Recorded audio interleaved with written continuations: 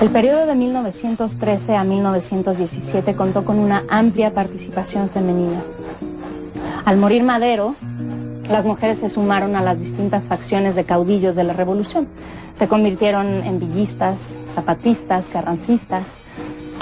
Aunque las soldaderas de los ejércitos populares de Francisco Villa y Emiliano Zapata no viajaban en trenes como este, su marcha era a pie y descalzas.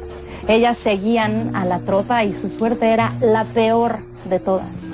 A veces tenían que viajar en los techos de los vagones, abrazadas a sus rebozos. Muchas de ellas eran adolescentes o incluso niñas de 13 o 14 años. Otras eran madres que seguían a sus hijos y los veían morir entre batalla y batalla.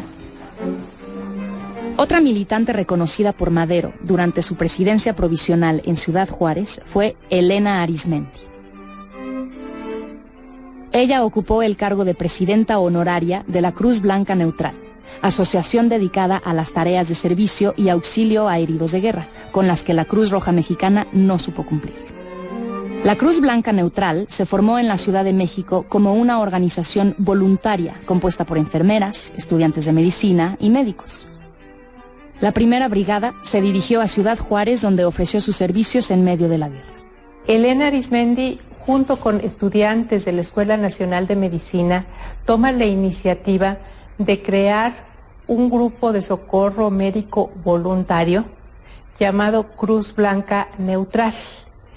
En realidad era un grupo afín al maderismo, pero que ante la negativa de la Cruz Roja de involucrarse en el movimiento revolucionario, estamos hablando de 1911, cuando empieza la revolución, hace una convocatoria amplia a la que acuden tanto estudiantes de medicina como enfermeras jóvenes que se trasladan de la Ciudad de México a Ciudad Juárez y fundan hospitales muy precarios en los que se da la tan necesaria atención a los heridos.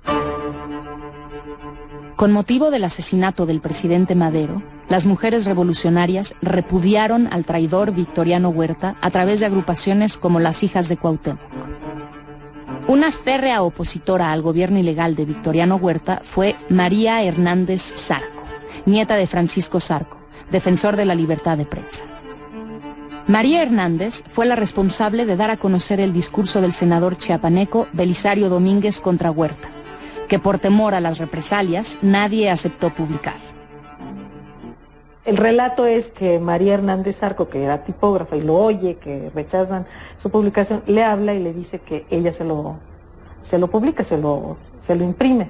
Entonces ella fue la que lo imprimió y de ahí pudo pasar no a una difusión política, sino más bien en los mercados, en las diferentes poblaciones, y lo van llevando a diferentes lugares, y es como se conoce el discurso de Belisario Domínguez, que nunca fue dicho, solamente fue leído. Venustiano Carranza, gobernador de Coahuila, junto con los generales Emiliano Zapata y Francisco Villa, desconocieron a Huerta en el Plan de Guadalupe. Carranza, al frente del ejército constitucionalista, derrotó al gobierno huertista el 24 de junio de 1914 y se erigió presidente interino. Sin embargo, Zapata, Villa y Carranza no pudieron llegar a un acuerdo para que la paz y la armonía regresaran al país. La violencia contra las mujeres en la revolución, como en todos los movimientos armados, es terrible porque siempre se toma al cuerpo de la mujer como botín de guerra.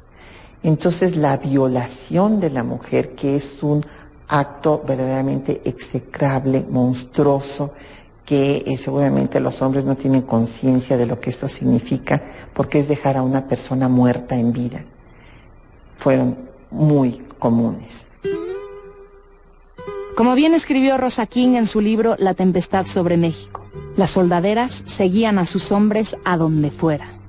Rosa King, escritora estadounidense, documentó durante los años revolucionarios la vida de las soldaderas.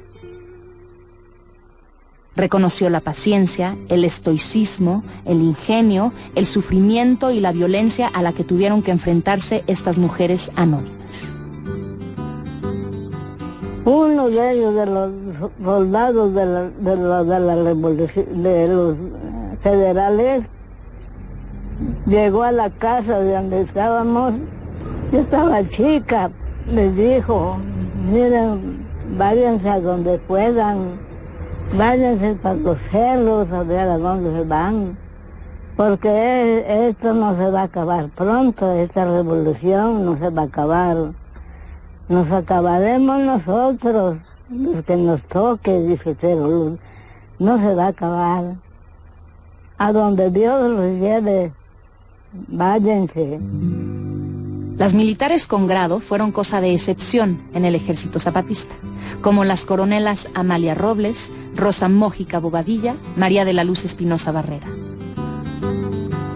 Estas mujeres se vistieron como hombres, se comportaron como hombres y condujeron bajo su mando tropas de hombres. En el zapatismo también encontramos algunas pocas mujeres que tienen mando de armas. Son casos excepcionales y con frecuencia para participar con las armas en el movimiento revolucionario se masculinizan, se visten de hombres para ser respetadas y para poder ejercer su cargo y mandar a los hombres en el ejército revolucionario. En la mayor parte de los casos, cuando termina el movimiento armado, estas mujeres regresan a su vida familiar que tenían antes del movimiento revolucionario y adquieren de nuevo una identidad femenina.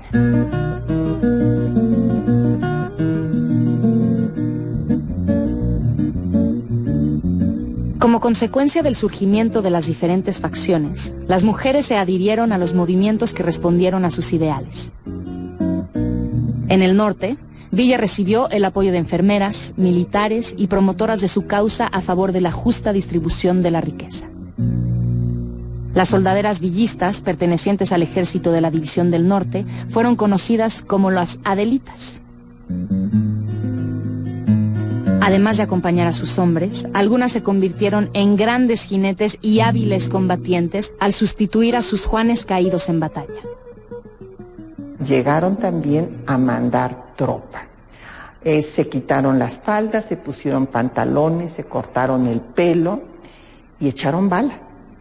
Y fueron coronelas. Lo mismo en el grupo zapatista, que es donde más mujeres hubo con mando de tropa, que aún en el grupo villista, porque Villa, bueno, como quería tener un ejército muy organizado, pues no era muy partidario de que hubiera muchas mujeres. Sin embargo, hubo mujeres como Aurora Ursúa, que mereció el reconocimiento de Villa, o Mariana Gómez, a quien la hizo pagadora por sus labores a favor de la causa revolucionaria. En el norte los ejércitos eran más profesionales, se desplazaban grandes distancias y las mujeres iban acompañando a estos ejércitos, cargando pues todos sus enseres domésticos necesarios para la sobrevivencia. Cuando venía una batalla muy importante, pues las mujeres se retrasaban mucho y no ayudaban a la agilidad y a la efectividad militar de los ejércitos. Entonces hubo intentos por decir que saquen a las mujeres, que se queden, pero las tareas que ellas tenían que hacer, por más que eran un poco más profesionales estos ejércitos, tampoco había quien se hiciera cargo. Las Adelitas fueron bravas para la lucha. Ellas no solo sabían pelear, conseguían alimento para todos los ejércitos. Llegaban a un pueblo y conseguían maíz y gallinas para preparar los itacates de sus hombres. Sin ellas, los ejércitos hubieran muerto de hambre o soledad. ¡Qué mujeres! Aguantaban los climas fríos, calurosos, los abusos de los hombres y de la naturaleza. Sin duda tenían un temple de acero y puro corazón.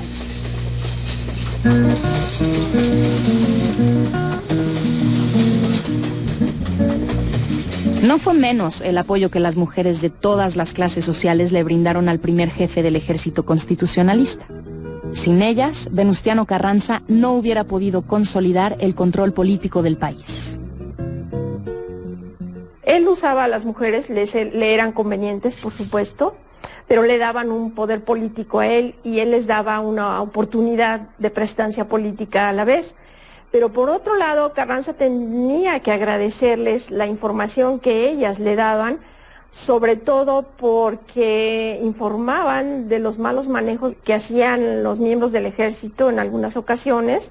El problema es que muchas mujeres pensaron que Carranza, iba a continuar una causa demócrata. Sin embargo, Carranza deja muy claro que es el constitucionalismo lo que le interesa mucho más, lo cual no quiere decir que Carranza se arrope y se ponga a la sombra de Madero para poder hacer el auge de su movimiento. Y una de las cosas más importantes de este movimiento de Carranza es que estas mujeres lo apoyarán porque ellas van a ser las primeras que van a decirle a Carranza quiénes son los traidores.